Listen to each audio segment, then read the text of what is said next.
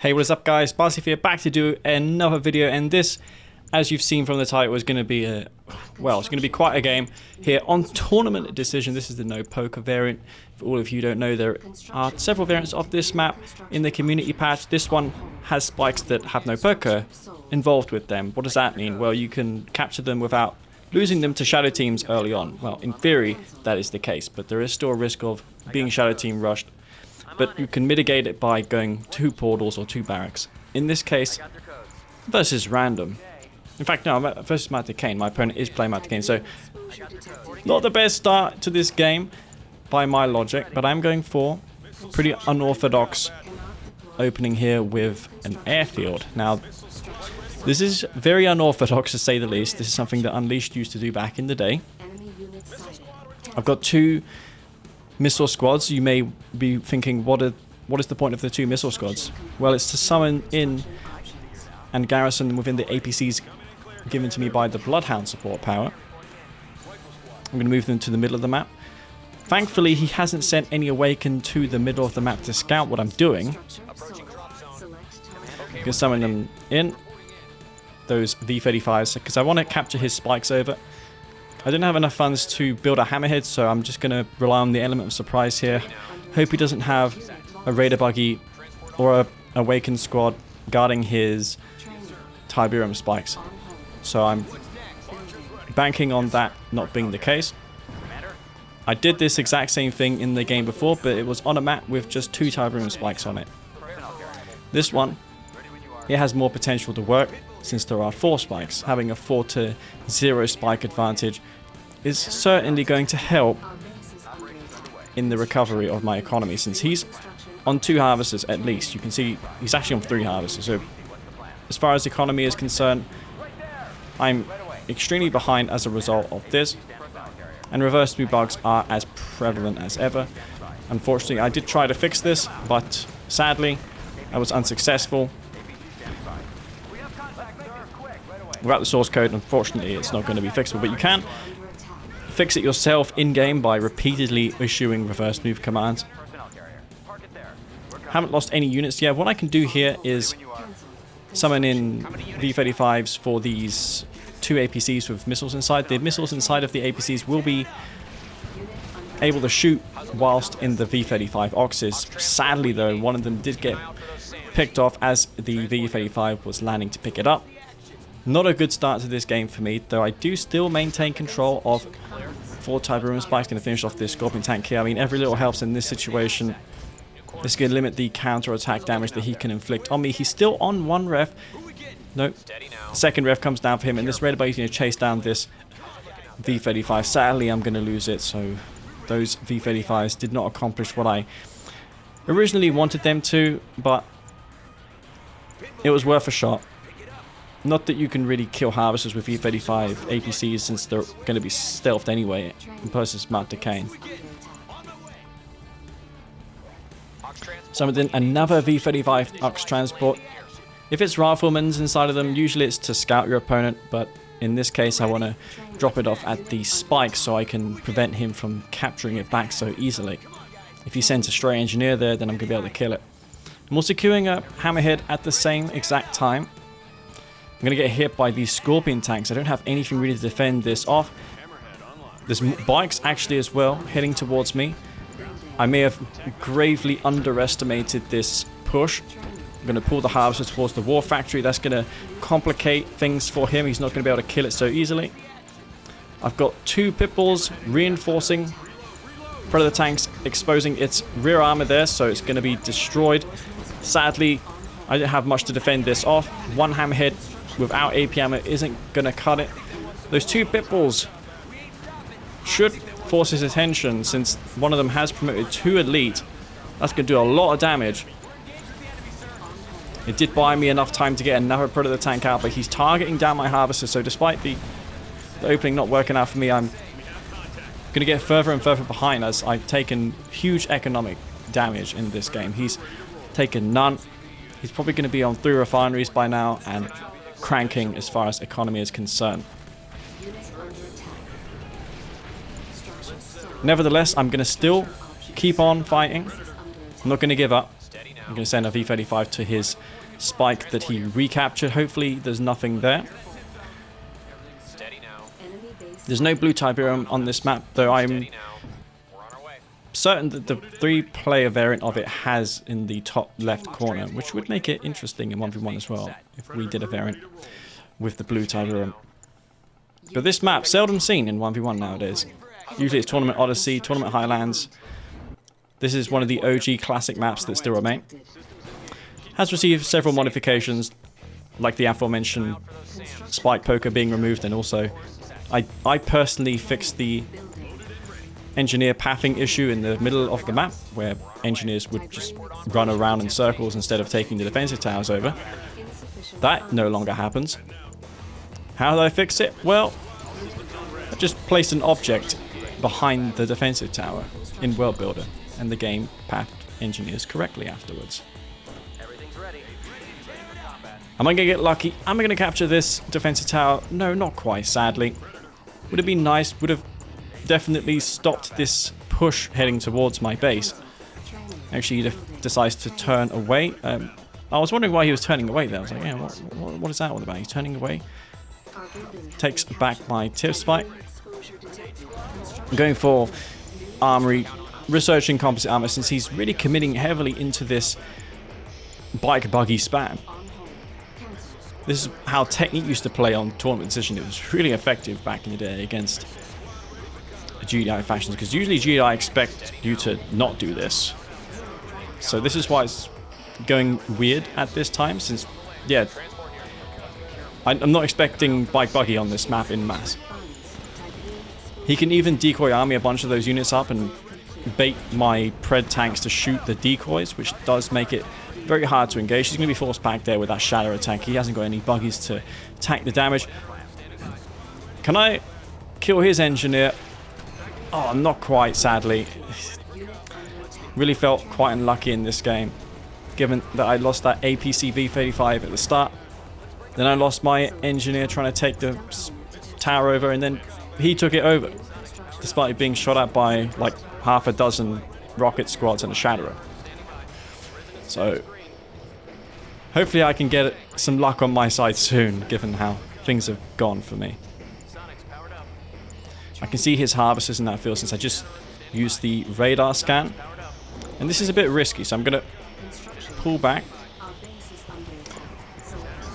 He's found my construction yard. I'm not sure I can save this. There's nothing there.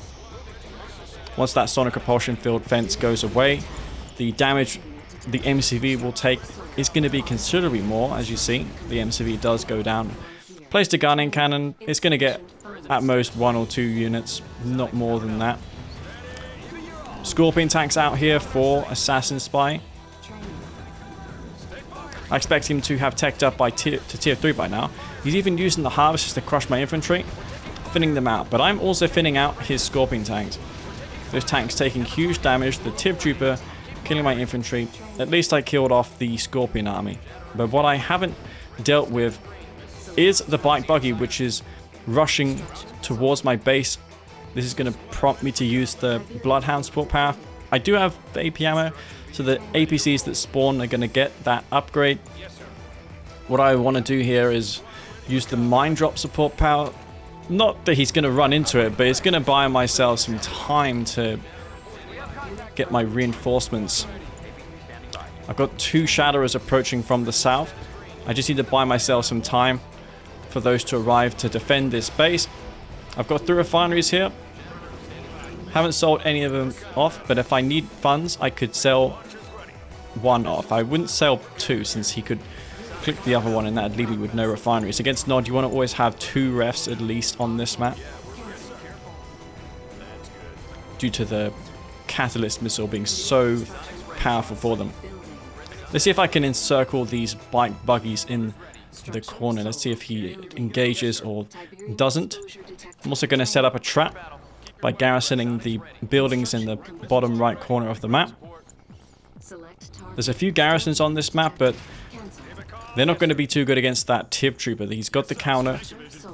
Assassin's Spy really does love his Tiberium Troopers, and those have received some love in recent times. They move at the same speed as the Black Hand Squad. Before, they were slower than the Black Hand squad, I'm talking no cybernetic legs type room troopers. They were dead slow. You needed the upgrade. Now, not so much. You can move across the map with them, accompany your Scorpion tanks without the need of the upgrade, but it's always good having it.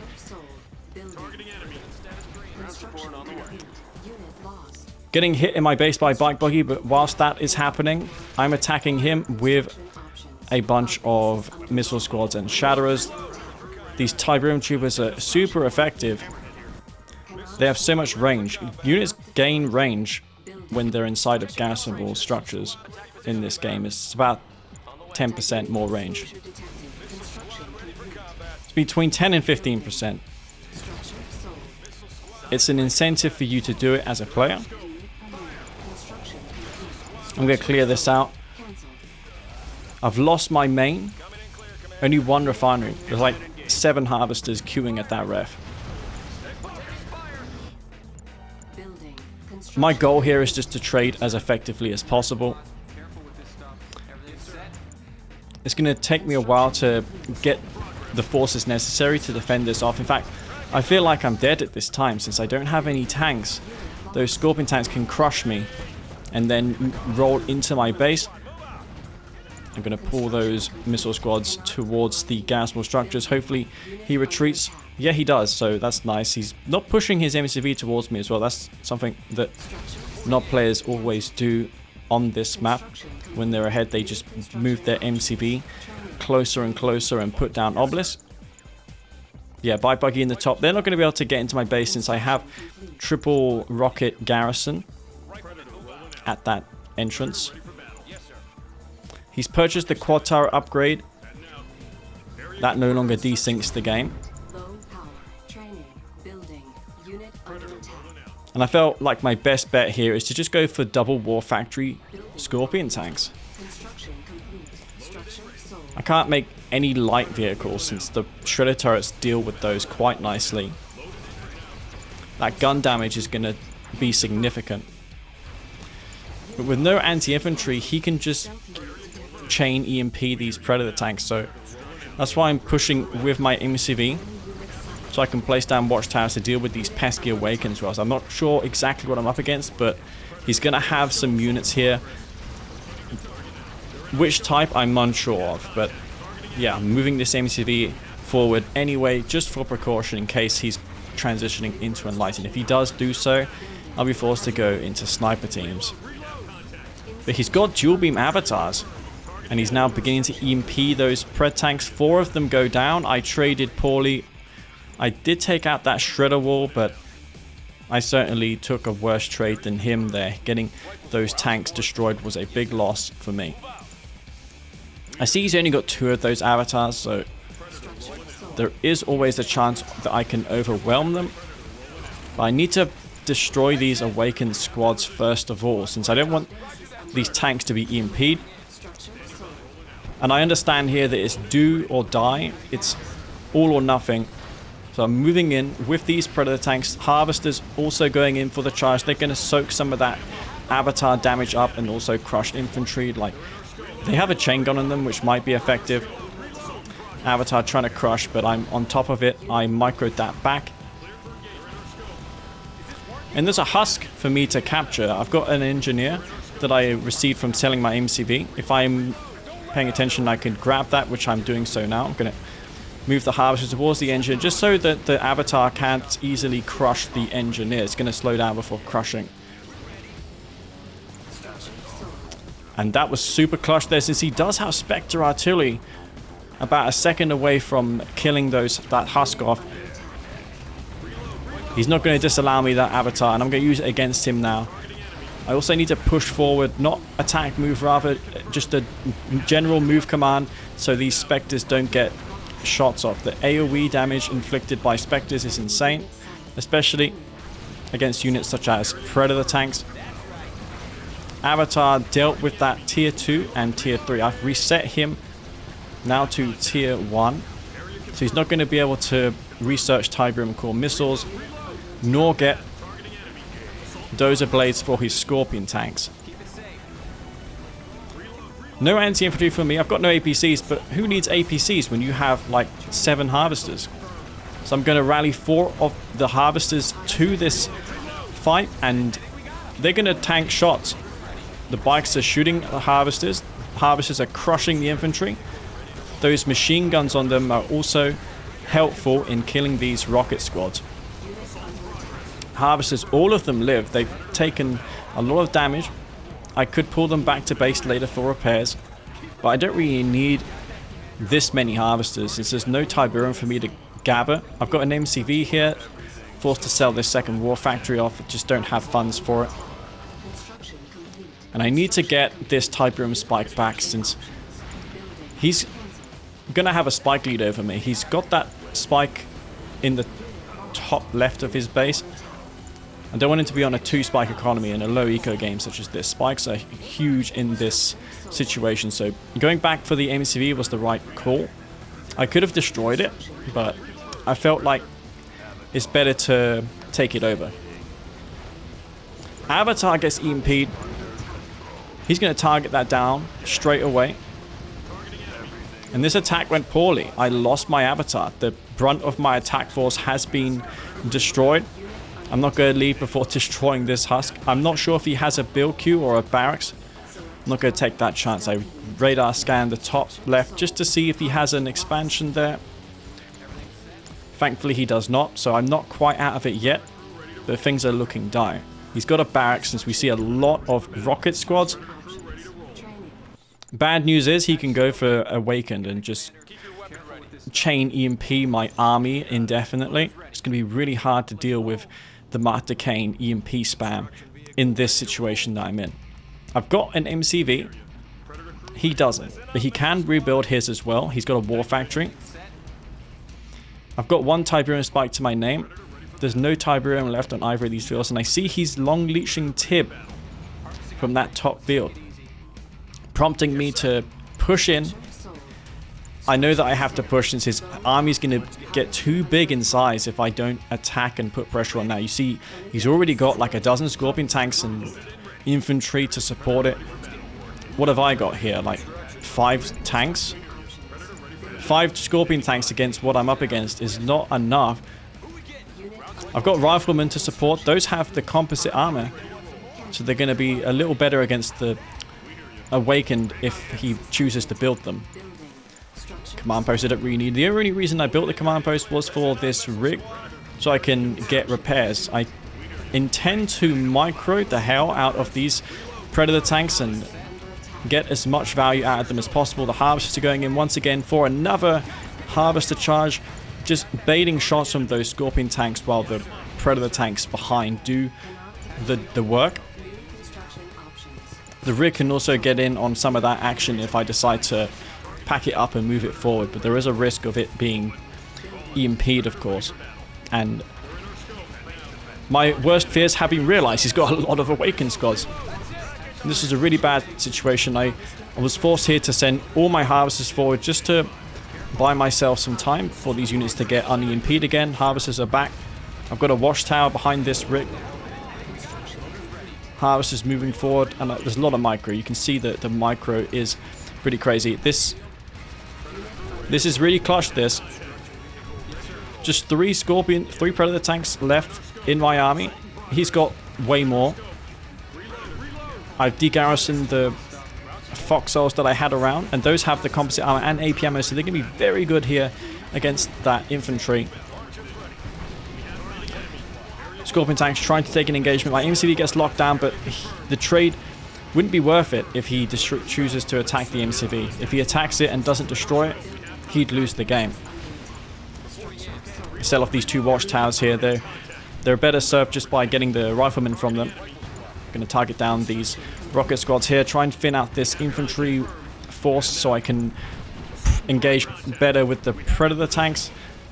I'm individually selecting my Predator tanks and reversing the ones that he's targeting. I'm getting hit in the back by bikes. He's got a heroic bike there that did clean up my base. No longer do I have an economy. There's no refinery for me. This is my last Harvester. It's here on the front line. It's going to clean up this Awakened squad. And it's still not over since he's got a heroic bike. Going to pack up this rig, move it forward once again. This heroic bike can definitely win this game for him. If he gets an EMP on these 3 tanks, he can rinse and repeat EMP on the elite Predator tank. But I do get the last veterancy rank on that tank. So now we're going to see a face-off. Heroic Scorpion tank, heroic Predator tank versus heroic bike. If he had tip core, it would have been a fair fight. But yeah, the Predator tank will prevail in that 1v1 duel. But the bike does have the mobility.